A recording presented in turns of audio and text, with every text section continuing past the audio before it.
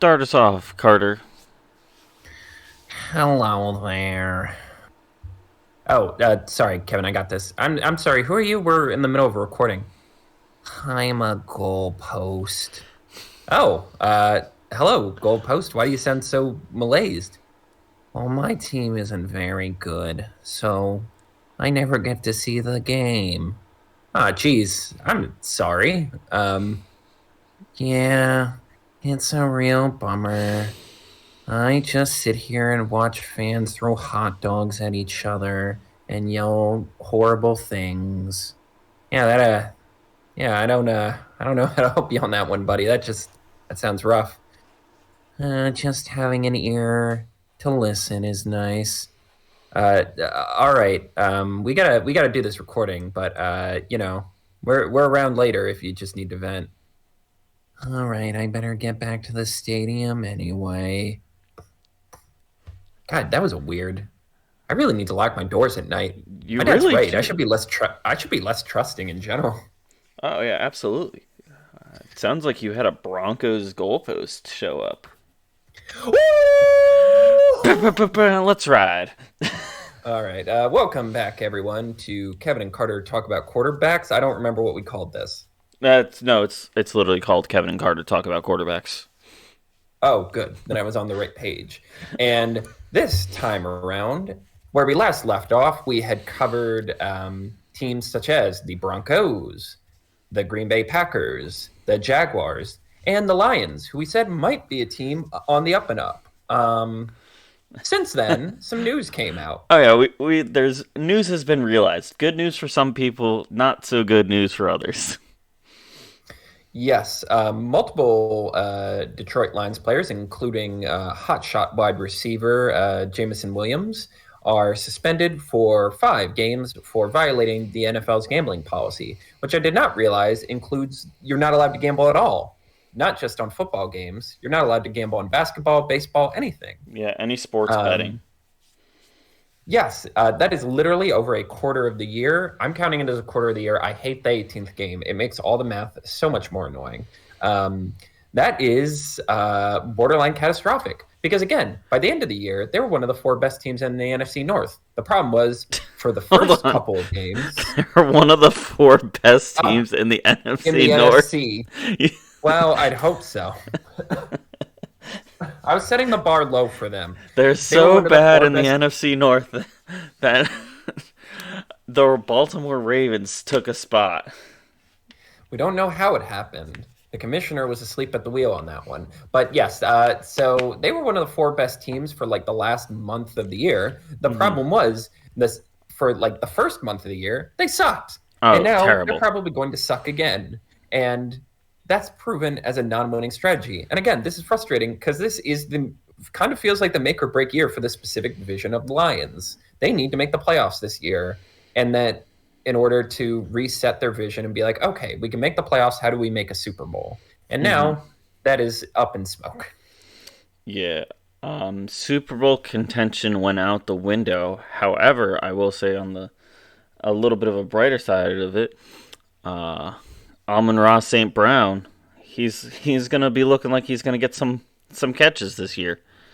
I was going to say, buy that fantasy football stock, buy it early, buy a lot of it, get your friends to buy some, put it in some kind of elaborate crypto system. Yeah, that is all in on that. All right. Also, another big piece of news that dropped today. It's big news. We can't deny it, and we'll talk about it more in depth next episode. The final episode of the series coming out tomorrow. The New York Jets have a new starting quarterback. Yeah. The Aaron Rodgers deal has finally happened. So, shout out to Jordan Love. I feel like the real winner in this entire situation. He's got that guaranteed starting spot, and he's got talent. So, let's see what happens with them. Yeah, I guess it's a good day for Green Bay fans. They can finally dance in the streets. A brand new day is upon them. the shadow of another aging, formerly good quarterback is now out, and they can start the rebuild or start the rearrangement and restructure in motion, depending on how you feel about their team. Yeah. And I will save my scorn for the New York Football Jets, who don't even fucking go here. They are not a New York team. I will save that for later. I prefer the New York Sharks. Carter Explains Broadway, coming soon to a theater near you. Oh yes, I've been back to work on that. I got some things cooking for that yet. Wonderful. Anyway. Yes, but shall we get started on this latest round Yep. of teams? All right. All right. I hate to start with this team, but also I respect it enough that I'm not going to be like malice about it. Kansas City Chiefs with Patty Mahomes, Kermit the Frog himself. Yes. I mean, what? He's not going I don't anywhere. even know. Yeah, I was going to say, for specifically talking about quarterbacks, there's nothing to really say. Like, I hate to admit it, but he did kind of prove why he's the guy. Yeah, he is 100% the guy. Honestly, my biggest take about him in the Kansas City Chiefs is like there's like two takes. The smaller one, which is kind of more of a everyone knows thing, of Patrick Mahomes and Travis Kelce is an incredibly dangerous combination. Mm-hmm. Like regardless, Travis Kelce, like almost every quarterback has like one guy they throw it away to where it's like, I'm gonna throw this in your general direction. We're gonna see what happens. And Travis Kelce is that guy for Patrick Mahomes. It is amazing. He should have, like, tight ends do not stay this good for this long. Like, most of the great tight ends usually have a really strict shelf life, and Kelce has not well past it, but he should have been falling off 2 or 3 years ago. Yeah, And Kelce yet he should is be still falling off by now. consistently good. He's got the dog in him. Yeah, I mean, my general note for the team is just okay. So Patrick Mahomes has proven he can win a Super Bowl with just Travis Kelce and a bunch of B- wide receivers. Yeah, no. Why not try to get him something a little better than that in terms of wide receivers specifically? Yeah, I think some smart like later round picks for the Chiefs this year would be some like decent wide receivers. But yeah. Who Like they are a team who I actually trust to draft like in surplus where it's like, oh, they don't really need much, so they're going to just get good people to join the squad. In my opinion, the Kansas City Chiefs, the Philadelphia Eagles, and the Cincinnati Bengals are three teams for this draft specifically where they don't technically need anyone to fill a spot. They just need a draft enhancement talent. If they can wheel and deal for better people in certain positions, awesome. But they don't technically need anyone. Yeah, I think that's a good way of putting it. I swear to God, if there's like a part of me wonders if they draft a tight end to start preparing for the post Kelce world. And so help me God, if they get away with that, if one of those, like, because there are like 2 or 3 really good tight ends in this draft, and if one of them falls to the Chiefs and they get to take them, I demand the league step in and stop it. That's a performance, like that's a talent imbalance. That cannot be allowed to pass. Yeah. Also, I said this before the Eagles lost to the Chiefs in the Super Bowl, and I'm not going to be a coward and back down on my statement afterwards because I haven't been proven wrong. But I think the first couple of years of Patrick Mahomes' career, despite being really good, were outshone by people like Tom Brady, Ben Roethlisberger, people that just, it's like, it's Tom Brady's this numberth game. But Patrick Mahomes is doing all these fantastic things. But it's Tom Brady's this numberth game. So who's the real surprise like top pick here, you know?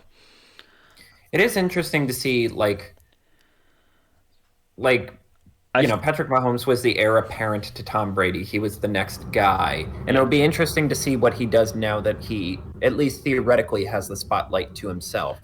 Yeah. Unless you hear certain whispers on the wind about a certain man who kisses his children on the lips. Which that's its own level of weird we're not going to address. But I think, yeah, no. I think the legacy aspect of some of the quarterbacks for Patrick Mahomes' first 3-4 years of his career outshined how talented he actually was. And now, like, he's more than proved himself to be, in my opinion, as of right now, out of all the starting quarterbacks, he's the top guy. Wow, easily. I don't want to admit that, but you know, Yeah, I'm comfortable enough to say after this last season and the deal he made, Jalen Hurts is at least top 5. So I'm comfortable enough to say that. yes, we will talk more But about Jalen Hurts in depth, but yeah, yeah, like it's like the level of quarterback play is higher than it's ever been. Like there are a lot of people challenging for a top spot, but you know, Patrick, it with Tom Brady gone, he so Patrick's the clearly top of the revered mountain. himself. Yeah, Honestly, with it's Tom Brady after his first season on the Buccaneers, like he had that first season where he won the Super Bowl, should have retired, didn't. Um, and then Patrick Mahomes has climbed to the top of that pedestal and has just been poking everyone else off with a stick. yeah. Just had to deal with that for 10 years. I still don't get to see a Super Bowl. It's okay. Uh, All right. Las Vegas Raiders. Las I Vegas almost called Raiders. them Oakland. Honestly, We bring this back the Oakland Raiders. Their fans were more dedicated. That's for well, no, this No, isn't like the Vegas fans Rams are going pretty to nuts. LA. Yeah. Yeah, the Vegas fans are committed. I'll give them that. At least they moved to a place that really wanted a football team Yeah. compared to the two LA teams. Yeah, which we'll talk about next. Oh, right, because we did it by city, not team name. Yeah. Yes, I feel like we forget how kind of fucked up they're like the Texans. We kind of underrate how fucked up this team is, where it's like, okay, they bring in John Gruden and Mike Mayock, who proceed to skin the team to its bones to bring in their guys, make a Yeah. bunch of bad draft picks, Mm-hmm. and then there was that year from hell where John Gruden got out. I mean, I feel like people knew this already, but of course he was revealed to be a horrific racist and homophobe. And then, literally a few weeks later, their star receiver Henry Ruggs gets in a fatal Yes. car accident. Most likely, we'll never see a football field again, let alone outside like the real world again, probably.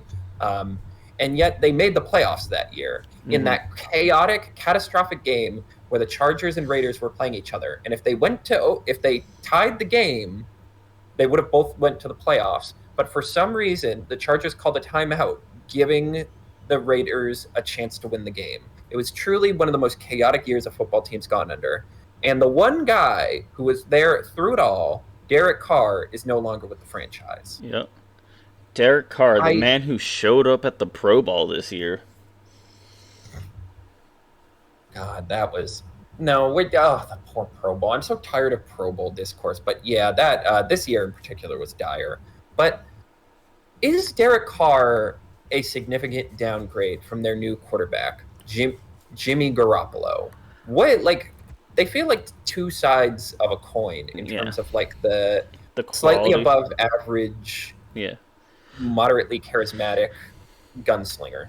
Yeah, no, I feel like it's like they're each a step above generic QB.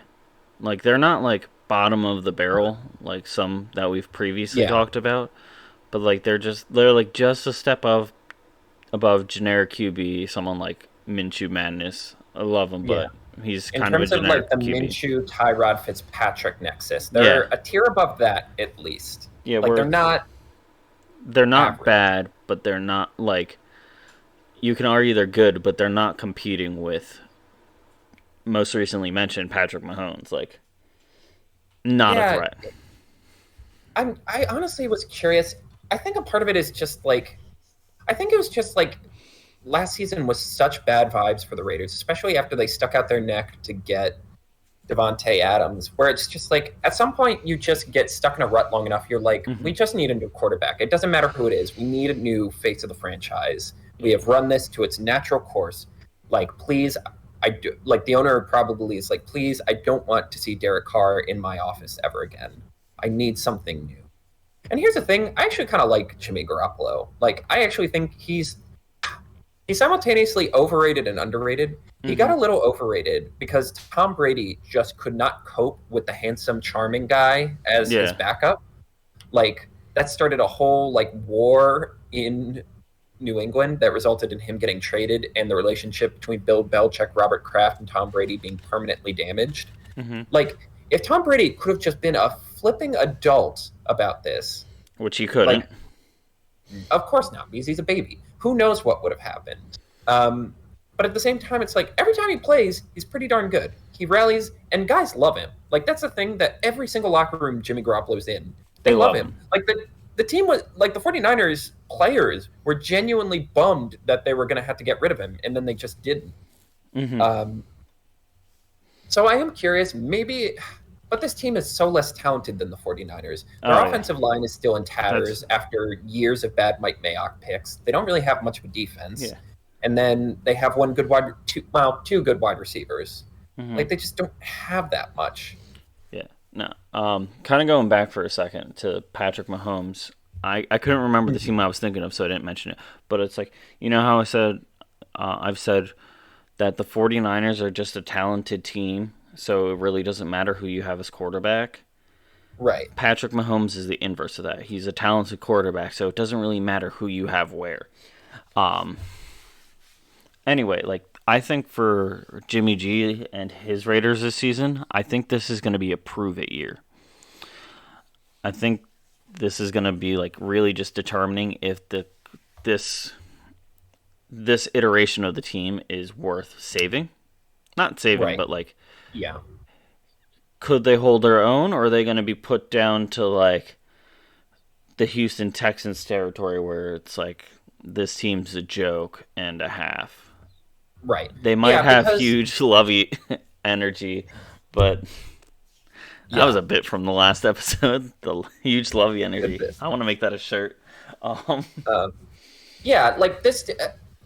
Going to Jimmy G is not a blow it up move.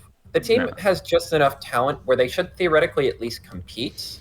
Yeah. And it's like, if you can't make it work now, like, you could chalk it up for, it was just the quarterback. We just need to change the quarterback and get, like, a fresh start. Yeah, they got the fresh guy. Then it is drop the nukes. Yeah, they got the fresh guy of a similar caliber to Derek Carr.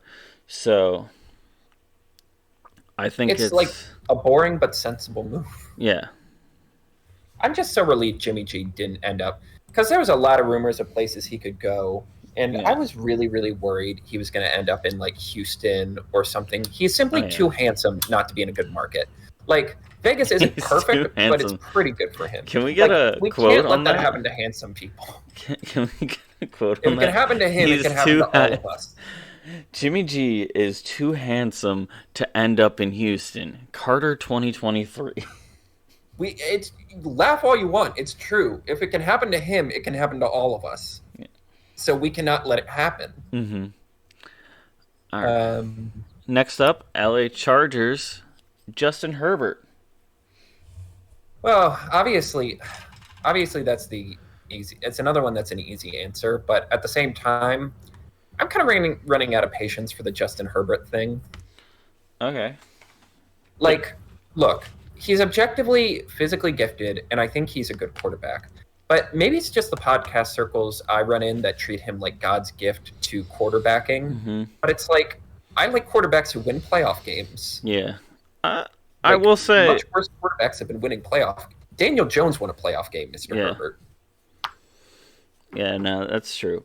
I will say that I think Herbert has the ability to. I think his issues are more on the coaching side. Like, I think there's been some rough plays called for him in his history, and just being let down by other people. I'm not saying it's like none of it's his fault.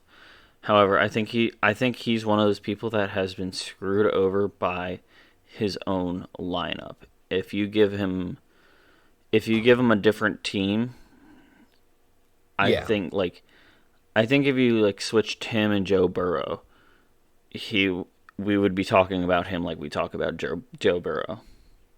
Oh, I agree with that because, like, for some reason they're obsessed with this vision of the team of like Eckler, Keenan Allen, and Mike Williams, and it's like they failed so much, man. Sure, it's just not going to happen with this combination. And then last year, Brandon Staley is like, let's keep the guys in. They're playing week 18 when it doesn't matter. And then Mike Williams literally fractures his back. Yep. A man who is made out of plexiglass and toothpicks.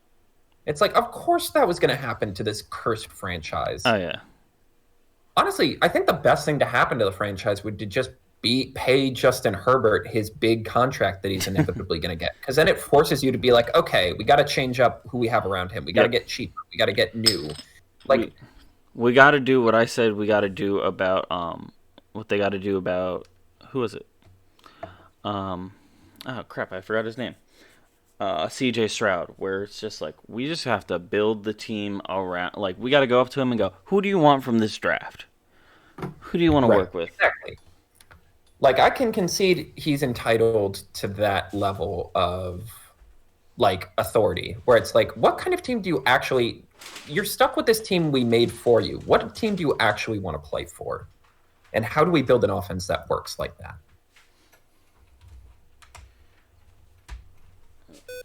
Sorry, my computer was unplugged and I didn't realize it for a second. Oh, dear God. That was a dangerous game for the episode. Yeah, no. LA Chargers, give him the money and build around him. And literally just say, this is our one guy. Everyone else on this offense, 1 through 10, are expendable. And start from, like, just start over. Yeah. All right. The other side of Los Angeles, the Rams, who fucked them picks, and the picks fucked them right back shortly after. They had a very interesting lineup last year, picking up Baker Mayfield in the middle of the season. Yes. And honestly, he helped them kind of turn things around a little bit. They at least look competent? Question mark? They didn't look terrible. Yeah, it's man, I mean again, this is you know what? You let it go because they won a championship. And at the end of the day, like people like at the end of the day, there aren't many dynasties. You just got to get the one. You just got to get the one ring if you can get it.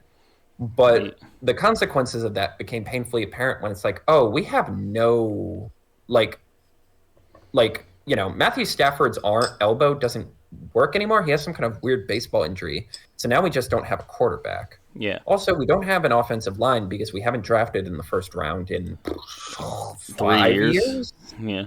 All the defenders we traded for are kind of old now. Jalen Ramsey is bordering on washed. Aaron Donald's still great, but that's one man against an army. We don't have any wide receivers because Odell Beckham left. Yeah. So they got the Cooper Kupp. I would say, they got the Cooper Kupp show. And I should have known better than... See, I don't regret picking him first in our fantasy league. I only regret not thinking through the implication of like, oh, he really is going to have to touch the ball 20 times a game. That is insustainable for a wide receiver's body. He's going to get hurt. It's okay. I picked Cam Akers as my first pick last season. Oh, yes. I completely forgot about Cam Akers. And he just... being like, just left the team for a while? Yeah, I don't know. And he couldn't tell you what happened. Yeah, he was like, I don't feel like playing here anymore, and they tried to trade him, and then they didn't trade him, and then he just didn't play for a while, and then he played because it's like, well, I should probably play football. I get paid to play football. Then that's before we even get into the fact that Sean McVay was just really bummed out this whole year because his wife is Ukrainian and was in the country when the invasion started. So obviously he was a bit distracted. Yeah. A true season from hell that somehow resulted in them getting Baker Mayfield. And not being terrible. Yeah, like I keep wanting to believe Baker Mayfield can turn it around because it's like, he works better when he's underestimated. But then you let him leave, so now it really is just Matthew Stafford. Yeah, no. And I'm like, what do you do? I want to point this out. I regularly update our we have a spreadsheet of all the quarterbacks, their backups, all the way to QB4. And for and it's all based off of who's on their current roster. I check semi-regularly. Anytime I hear big news, I do a quick look through of teams that might update. The Los Angeles Rams is the only team that has one person, and it's Matt Stafford. No one, they don't have anyone listed as a QB2. They don't have anyone listed as a QB3. I just checked again, and it's still Matt Stafford alone. Granted, I also checked their Wikipedia, but, Yeah, it's just him. Again, his elbow, they had him on a throw restriction during practices. I don't know what you do. I just sit here trying to figure out how you fix this, and I'm like, I just don't think you can, because, you got what you could for Ramsey. You're not trading Cooper Kupp. No chance. No one wanted Cam Akers. You're not trading Stafford. No one wants him. You don't have anything to trade anymore. I feel like you just kind of have to eat it for a year. You're going to be winning 4 to 7 games through sheer scrappiness. I hope. So they also don't even have a first-round pick. Nope. Detroit has their first-round pick. So their first draft pick is number 36. And oh my God. Well, it's not as bad as I thought. I thought they didn't have till the 3rd round. That would be catastrophic. Yeah. No. If they were if they were not picking for the first time until the 3rd round, honestly, I'd say we might as well just write them out for this upcoming season. Yeah, literally the only thing that gives me any hope is that Stafford gets it together enough with his arm, and then they just do the stars and scrubs thing again, where it's we have one of the 3 best wide receivers, we have one of the best defensive linemen, and we have a pretty good quarterback. Let's just see what we can do. Ooh, and they have not an amazing season lined up for who they're looking at. So they're looking at San Fran. They're looking at a potentially good Seahawks. They're looking at the Birds. They're looking at they play San Fran and the Seahawks twice. They also played the Cardinals twice, but I feel like they're as of right now in the right mouth territory. They're also playing everyone in the NFC East, which this last season was the NFC Beast, as well as the Baltimore Ravens, the Jordan Love-led Packers, and Joey Burrow. Joey Football himself. Yeah, they're gonna honestly. There is no light at the end of this tunnel for them. If they need to have one hell of a draft, in order to just rebound the life out of this season, because that's. Let's see. There's New Orleans, which might be on the mend. The 2 games against the Cardinals. Steelers is questionable. Colts is questionable. Browns is almost a guaranteed win. Browns is the Browns. Yeah, they're the Browns. So that's 4-5 games that they can potentially win. And if things go there, granted, that's also just based off of hypotheticals. Bounces. But it's they also could just get screwed. So yeah, they might just have to eat it for a year. Yeah, honestly, I'd also like to redact my statement about possible win against them possibly winning against the Steelers and Saints, because I just remembered their lineup, and it's just that's not as guaranteed as I thought it was going to be. Yeah. They also don't have a kicker or a punter. Apparently they just have no one on special teams either. No. Which is come on, that's the bare minimum for a football team. They're going to be a disaster this upcoming season, and I'm appreciative of the easy win. Yeah, I mean, was it worth it for the ring? Probably. Yeah, no, they're a lot of teams will build themselves up for a year and then get sabotaged for the ring, and At least it actually worked for them. It worked, but I don't know how much this sabotage has hurt them though, because they got this is a rough one. Yeah, they got again, literally Nobody. nothing. They have nobody. It really and it's not even just a lack of talent; it's like a lack of people. Yeah, they as of right now, they have one quarterback listed and then no special teams listed on their Wikipedia page. Like again, the bare minimum of a general manager is to make sure you have people in positions, Yeah. and not just have to scrape up whoever's left after free. Oh my So God. like let's just get real hypothetical. They're also once again their first draft pick is until 36.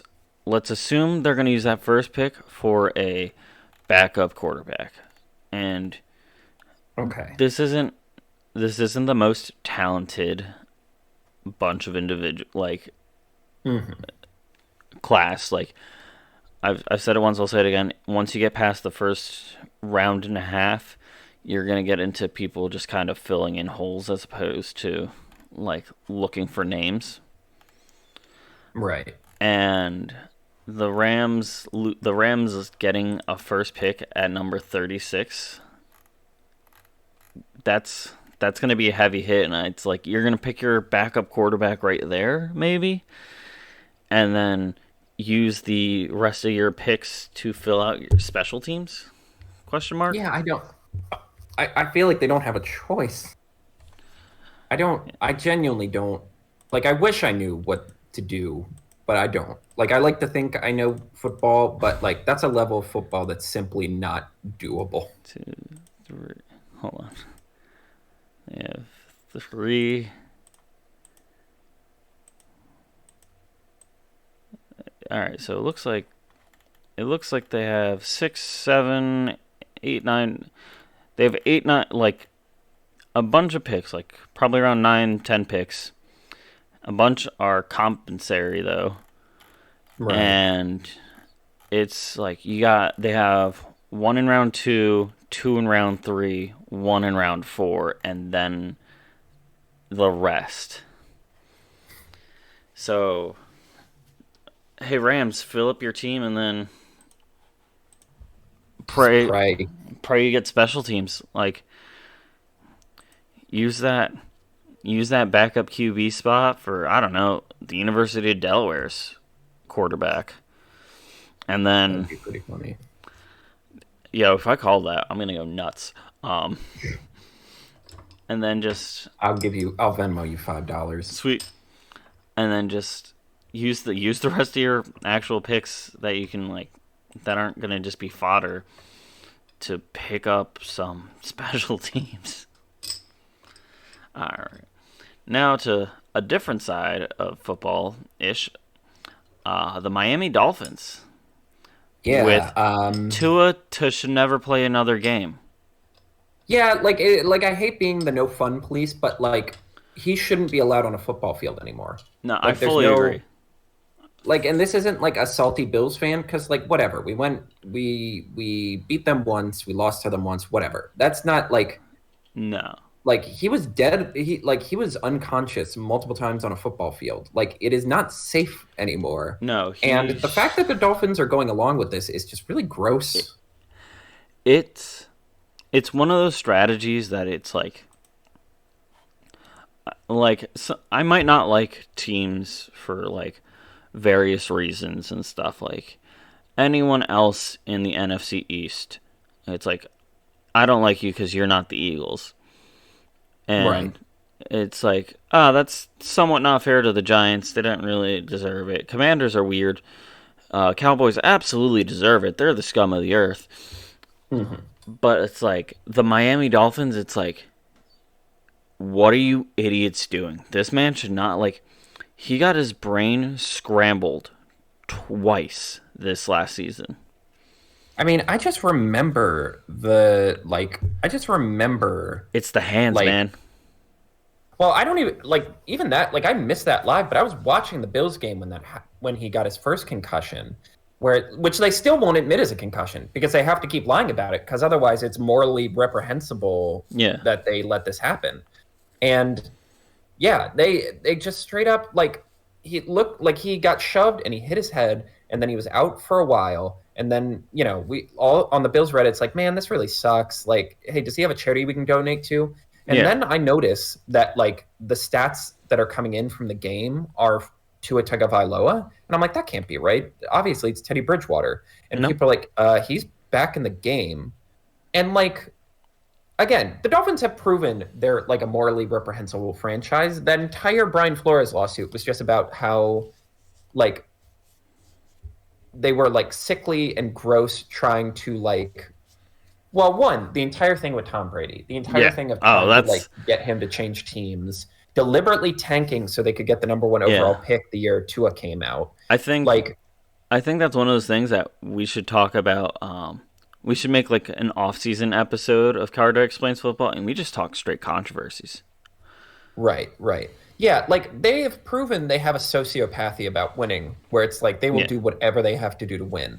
And they built a team to win now, and they're going to be damned if they let the fact that a man had three concussions in through 2.5-ish months get in the way of Yeah. that. And here's And I hope for their sake it fails and Tua gets out of there before he really gets hurt. do you ever see the episode of South Park where they were talking about like football concussions and um they bring out a bunch of old players that were like Mm-hmm. and they were just totally incompetent and like kind of just bumbling around the field. I feel like at the Yeah. rate that Oh, he's I remember that. I feel like at the rate he's going, that's what's going to happen to Tua. And And again, it's like the Dolphins are an interesting team talent-wise, but it's like you can't talk about that. The no, the core problem here is that this is a very scary situation. very serious. Like they have they have a very solid lineup. Like they're kind of hitting I think they're like a slightly better running back and a slightly better tight end away from like on the offensive side being comparable to the 49ers where it doesn't matter who you put in. They've got Tyreek Hill and Jalen Waddle on the as their wideouts. Like that alone, quality combination. And Yeah, that's the kicker. Like they don't need to do this to Tua. Like they no. almost won a game with Skylar Thompson last year. Yes. Surely you can find some middle ground between a relatively talented player in Tua Tagovailoa And his name is and, Mike White. yeah, honestly, Mike White would solve these problems. Uh, Like you don't need to break the bank. You don't have to get Aaron Rodgers. Hell, you don't even need to get Lamar Jackson. Like you no. just need Yeah. competency. You don't need to endanger a man's life for this. And at the end of the day, I get that this is also Tua's decision, Yeah. but like, of course, he is going to like keep playing. That is his livelihood. Like, It's his money. yeah, exactly. Like, it takes other people telling him, no, no, no, please, Yeah, you no. can't, no. Like, you will have a fulfilling and profitable rest of your life if you don't do this. I'm legitimately scared. Like this man has to be part cat because he keeps escaping death like every other second. And Yeah, I just, what concerns me most is I feel like there's going to be one or two games this upcoming season where he's going to get hit hard, obviously. But it's more on the lines of how bad is it going to turn out? Cuz yeah, and it's like, I probably am a little overzealous with my paranoia about Bryce Young, but it's like we've yeah. seen this play before, and it has a really tough ending. And like, obviously concussions can be kind of a freak thing, but it's like this, these guys, like if you're that small in a football field, they're going to be constant. Like there's Yeah. dangers. And they've got a kind of hardy season. But what's more scary for them? It's like they've got the Eagles, they've got the Chiefs, they got the Bills, they've got. Honestly, I'll argue for the Cowboys on this one, and they have actually with having the Bills twice, they have the Jets twice, and from what I recall about all these teams, their defensive lines aren't really ones to fuck around with. Hmm. The Bills can be a bit soft at times, but yeah, Yeah. mostly. Yeah. Yeah, I I don't know, man. I would prefer them not to be in the league this year, but that's not how things work. No. The right answer is you pay Tua his money, and of course they hit him with a contract extension recently too. Um, yeah, you pay him his money, and you just sit on the bench, just like that feel good story of there's a guy who's been on contract for the L.A. Dodgers, I believe, since 2018, and he just resigned, or before 2018, and he just resigned a contract for the Dodgers, but he hasn't played a game since 2018 because he's been diagnosed with schizophrenia, and they keep him on the Mm. roster so he can get the team's health care. Oh yeah, yeah, So it's like that's like good guy mentality of like, you shouldn't be playing, but you sign this you have to do it right. contract. You just have to sign the contract. You're not going to be in any games. You're just going to get our health care. Because our system is Right. broken, but that's a different conversation. But That's when Carter gets political. they need to do that with um, they need to do that with Tua. If I'm being honest, Yeah, I agree. Um, on a lighter note, the Minnesota Vikings. Kirk You know what I love Cousins, about the Minnesota Vikings? their color scheme. Because I agree. Well, yes. Honestly, their aesthetic is great. It's sad. It bums me out that the franchise is so snake bitten because, again, they are too pretty to have these problems.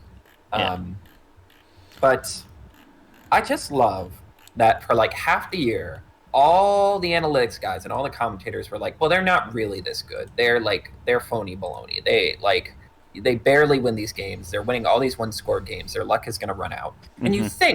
you think that would be the ultimate bulletin board material. Nope. That would be like the let's fuck these guys. They don't believe in us. We believe in us. Let's go out there and get it. They lost to the Giants. They lost to Daniel Jones in the playoffs. Yeah. It's like, Danny whoopsie, Dimes. everyone was right about us.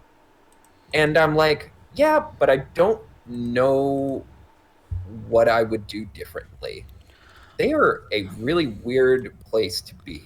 Plus, they also have arguably one of the best talents currently of Justin Jefferson at wide receiver.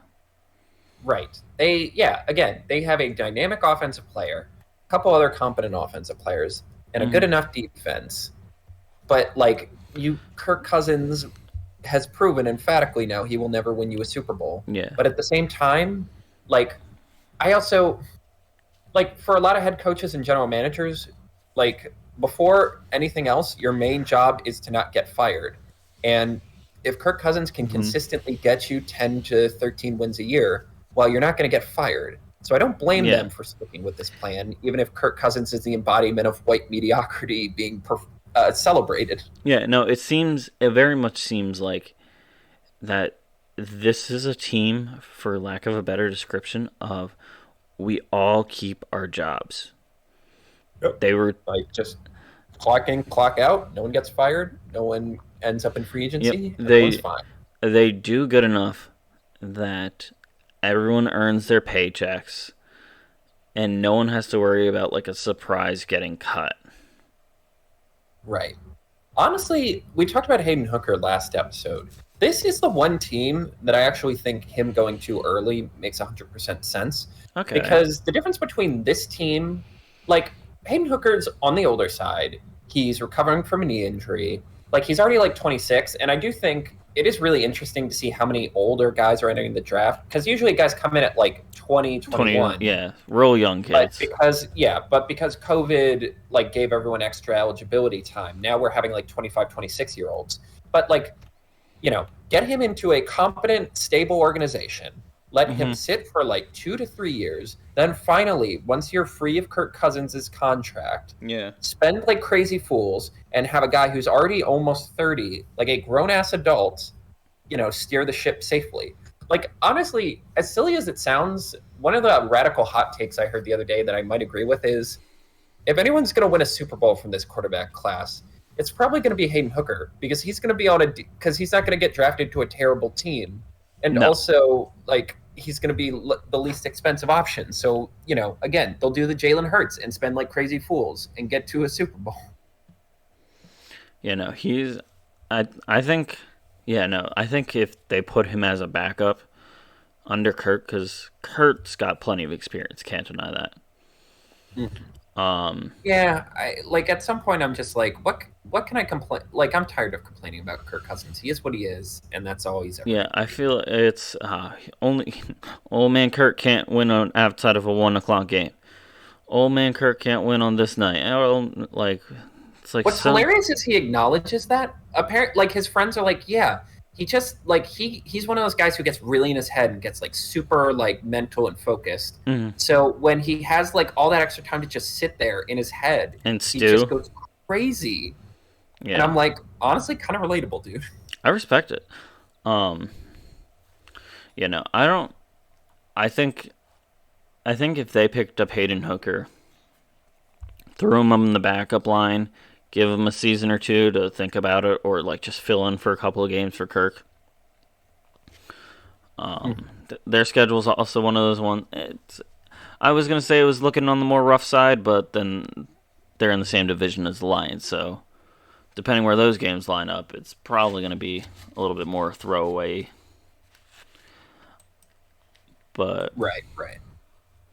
I'm not too worried about them this upcoming season. I don't think they're gonna win the division. I don't think they're gonna win the division. I think, mark my words, I think as of right now, either Green Bay or the Bears are gonna win the division. I'm leaning more towards the Bears personally too. Um, I feel like they're gonna be a sleeper team, Mhm. but they don't have a crazy hard season. They don't have a crazy easy season. I think they're gonna. I think they might coast their way into the wild card and then maybe get knocked out first or second round. Is their destiny. Yeah, it's the Vikings. They haven't had like that solid of a drive in a while. Speaking of not having a solid drive in a while, the New England Patriots with Bill Belichick Oh and God. Mac Jones, who I'm still convinced isn't starting this upcoming season. Yeah, I don't know what to believe with this team anymore. You know what my like I've weirdly become a not a pro Mac Jones man, but at least a defender of his. So here's another example.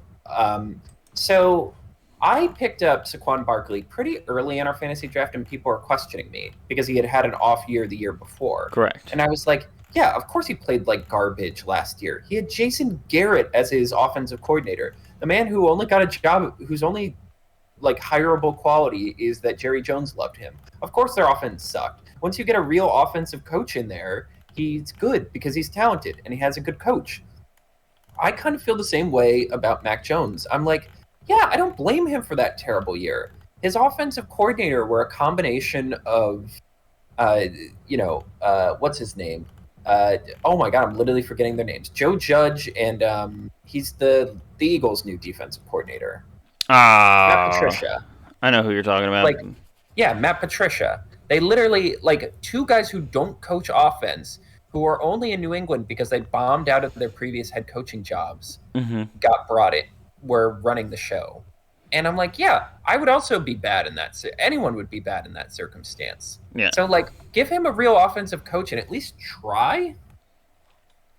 yeah. No, I think the Patriots would benefit just from a solid amount of effort this upcoming year, and I mean, I still think that Mac Jones is not starter quality material, but also Mm.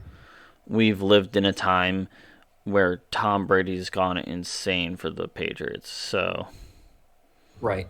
For me, it's just like one, build an offense that makes sense for Mac Jones. Where did he succeed? In college, when he was in shotgun, he had four wide receivers wide and just slinging it. Like yeah, they're trying to build this like old school like offense. It really just feels like Bill Belichick's just bored is just trying different things. Like, oh, I'll try with Cam Newton. I'll do like a wildcat thing, or hmm, like, oh, I'll do this run heavy offense. I'll do this. I'll do that. I don't know. It's just the vibes are shockingly horrible around the Patriots for a team that won over half a decade of Super Bowls. yeah, Like it really does just feel like Bill Belichick's just gutting it out until he beats Don Shula's win record so he can retire. Maybe.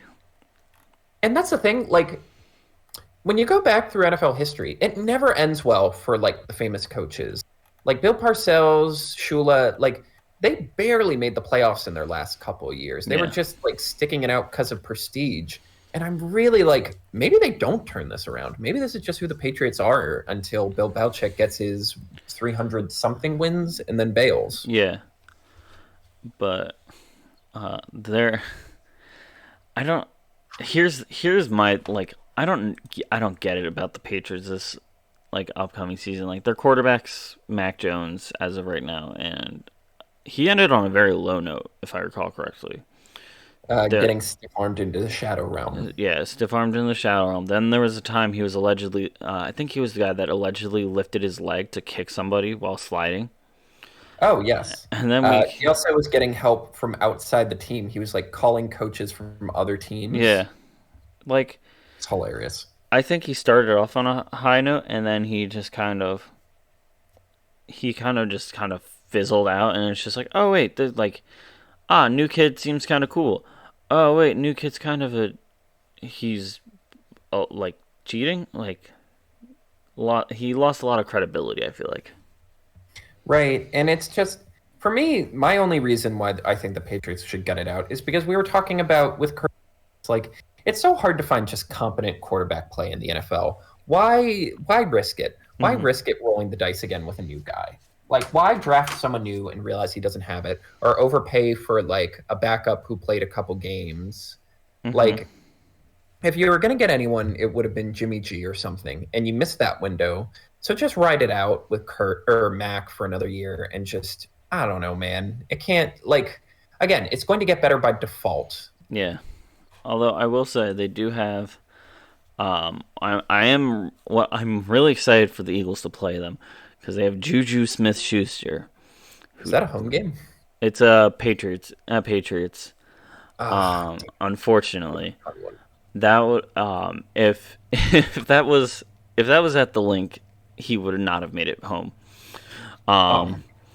But he talked a lot of trash about James Bradbury at like after the Super Bowl. Honestly, he was the biggest source of like controversial statements in my opinion after the Super Bowl. Like the Eagles were like most of them were like, "Yeah, we lost. It sucks." But pretty much everyone declared it being their fault. No one really pushed the blame too wildly at first. And then the TikTok, as he was and then and then Mr. boy TikTok boy got involved, and then he started talking trash. And well, it's like I feel like it's fine to talk trash like in the middle of the season, and it's kind of funny. It's just like, dude, the season's over, and he also won. It's not like he was the loser in this situation. He won the Super Bowl. Right. He was on that side. So it's like, why are you starting shit, man? Yeah, I just, what a guy. What is with Pittsburgh and finding these wackadoodles? Oh yeah. But I hope that like I feel like the defense is going to be unnecessarily mean to him. Yeah, it could get ugly. Like AJ Brown secretly works safety one play just to rock him. It just reminds me of one of my favorite highlights where a guy almost gets hit by a pitch. So then he hits a bunt right toward the pitcher, so the pitcher has to come get it. Charges out of the runner's lane just so he can clothesline the guy. And Yeah. you watch his body turn into a rag doll. Oh yeah, no. I feel like with that game and how he left the note, and Philly's like kind of like it's a little bit of a grudge team where it's like, especially when it's like you're like there's like the sports grudges, and then it's like you just made this real personal for no reason. It's not even like I don't know if anyone else outside of Mr. TikTok can justify it. So he's gonna get rocked in that game. All right, shall we finish up with last team of the night, the Nolans Saints? The the Wizards of the Cap. This team just drives me insane. This team. I just look. The hardest thing to do in sports is accept that your window is closed. God knows when the Phillies with Ryan Howard and Jimmy Rollins ran their course, they tried to gut it out for a little too long afterwards. Like they couldn't fully accept that our chance to win a World Series was over. The New Orleans Saints have been doing this for like 4 or 5 years now, and it's getting progressively sadder and progressively more disturbing that they keep finding ways to push their salary cap down the road to another year, and that they keep bringing it, trading up in the draft. They have a top 10 draft pick that they just don't have now because they traded it thinking they were one player away. And now the final piece de la resistance is going out and getting Derek Carr and having like Googly almost trading for him because like the Raiders were going to cut him, but apparently the Saints were getting really antsy that someone would outbid them. So they were preparing to trade for him. Guys, you just gotta take your medicine. It's over. Drew's gone. Sean's gone. Take your medicine. Take a year or two off. Like, you'll be able to find people. Like, people like playing for New Orleans now. Like, it's not going to be that long a rebuild. It's like a year or two. It's okay. Here's my like opposite opinion. Actually, I think they're like Derek Carr is that like it's like all right, he's decent pick, but they also have they picked up Jamal Williams from the Lions. Fair. I feel like you can't sleep on Olave and Michael Thomas at wide. I feel like they're secretly setting up for something. All right, I will concede that this is their last chance. Their defensive backs, one of their full safeties, is named Smoke Monday. Love that. It's the best day to smoke. Yeah, it's... I mean, maybe you're right. Maybe I'm being a little harsh. Maybe all of this was a master chess game to get to this point. But this is the last chance. If they don't get better than 7 wins in this crap-a-doodle division, then you gotta hit the kill switch. No. This is definitely... they're definitely in the crap-a-doodle division. I mean, maybe I should have more respect where it's like, look, we're not going to tank. We're not going to bottom out. This division is easily winnable at any given year. If we're just good enough, we can get to the playoffs, and then anything can happen. But at the same time, is that living? Is that living? Or is that just surviving? I think this is a team, like, they've made some solid gets over the last couple of weeks with specifically Jamal Williams, quality running back. And they have a relatively easy schedule next year, too. Like, in my opinion, the hardest team that they face is the Jaguars. And the Vikings if they play at 1 o'clock. I mean, they could make the playoffs. That's the thing. I don't doubt they can make the playoffs. But, like, again, if you go to the playoffs just to get your teeth kicked in by the Eagles, then what was it all for? Yeah. Here. I just sent you. I don't know. I just sent you their schedule in the Discord. I mean, again, you're playing the NFC South 6 times. Yeah. That's over a quarter of your schedule. Yeah, so you got to get those wins, which are kind of easy, and you also play the Texans. I think you're gonna get it. You could get 7 wins just from that. Yeah. I don't know. I do feel bad for the Saints. I do feel bad. I think this season is, with what they currently have, is going to be a prove-it season for them. I think they are kind of like the Bears, where they're going to be sleeper teams. There's going to be a sleeper team. Definitely a lot of it is going to be, like, they picked up Derek Carr, he's a solid quarterback. He's not terrible. He's not average. He's solid. And they have a pretty simple schedule. I think that acquire a couple of enhancement talent, maybe make a couple of deals during, like, after the draft to get a couple extra guys on, like, defense and offense and stuff to just kind of fill in a couple of roles. And I think you got like this would be my other sleeper team of the season outside of the. I think the Bears. The Bears are my number one sleeper team of the season. Then it's going to be the Saints, where they're going to secretly they're going to secretly show up to play, kind of like the Lions this last season, where it's like everyone's dismissing them ahead of time, and it's just like, no, hang on, we're not gonna sleep on them. Yeah, it's I want to love this team. Like I loved them growing up as a kid. Like it was so cool. Drew Brees made it easy though. Yeah, Drew Brees was cool. Reggie Bush was cool. Like I was so into them. But then, like, I don't know. And I do feel bad for them because if you sit down and lay it out, you're like, they probably should have won at least one more Super Bowl during the Brees and Peyton era. There was so many weird things that happened, like the Minneapolis Miracle, where that time a Rams cornerback straight up just ran into a wide receiver and they didn't call it for pass interference. Mm-hmm. And then there was that game against Tom Brady's Buccaneers where they like fumbled the ball away. Like, but at the same time, they're so whiny about it. Like they did not. Like people got mad, like people got on the Bills case for that like overtime complaint, but like this mayor of New Orleans straight up was like, "Well, we're going to have our own Super Bowl parade because we were obviously the best team this year." And it's like, no, you weren't. If you were, you would have won. Yep. Regardless of like freak accidents. Like I don't know. It's just. You gotta. I know it's hard to mourn Super Bowls that didn't happen, but you just gotta. You gotta accept it, man. Yeah. You gotta accept it. But yeah, so Derek Carr for the Saints. Let's round it back out on quarterbacks. Oh yes.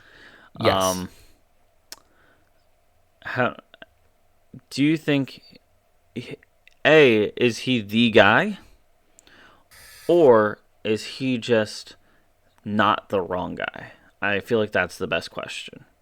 I think he's more not the wrong guy because, like, I don't know why they soured on Jameis, but you know, it's clear that whatever their vision of the team with Jameis Winston was going to be, they're not like they didn't want to commit anymore. Yeah. And Taysom Hill, we're finally free of the Taysom Hill tyranny. Andy Dalton's old. Like they had no other options. This was the most sensible option they could get. Other than if you wanted to trade for Lamar. But again, like, they don't have draft picks. It would have been very hard for them to do that. Yeah, that would have been a rough guy. So that's not as easy a proposition. Yeah, like, they would have really had to sell out to make that work. Yeah. And they probably couldn't afford him. Again, this is one team I understand that could have used him that didn't. Yeah. Like, it was either him or Garoppolo. And, again, this is a sensible option between the two. Yeah, I was going to say, like, the top possibilities would have been Derek Carr, Jimmy G. Like that would have been like the top options for who they can pick up off this like off season to help them out. If you want to get technical, like maybe Marcus Mariota, but also I feel like he's kind of a little past prime. Oh, I watched, like, as mad as I was getting about, I watched the one primetime game they had, and I'm like, oh, I see, I understand now. Mm-hmm. This man cannot throw football anymore. Yeah. So, let's sigh. So I feel like maybe if we have time after the next episode, we can do like a quick little 5-minute bit to post on like social media or something like that. If Calum ever creates a social where it's just we go through the teams and it's just go and we just rank them. The guy, not the wrong guy, hard not the guy. Yeah, I like that. All right. Planning episodes in the middle of other episodes. Send us home, Carter. Well, ladies and gentlemen, that is yet another episode of Carter and Kevin Explain Football. When we come back to you next time, we are going to wrap up the entirety of the NFL with some old faces, some new faces, something borrowed from Green Bay, something blue, whatever the other bits are. Will Tennessee come up with a plan? Will Washington sell the team? Who knows? Tune in to find out tomorrow. Wait, we already know that Washington sold the team. Oh. Well, tune in tomorrow anyway. Yeah, we're going to round it out with the Giants, the Jets, the Birds, the Steelers, the Niners, the Seahawks, the Buccaneers, and the Tennessee Titans, and Washington. Washington football team all the way.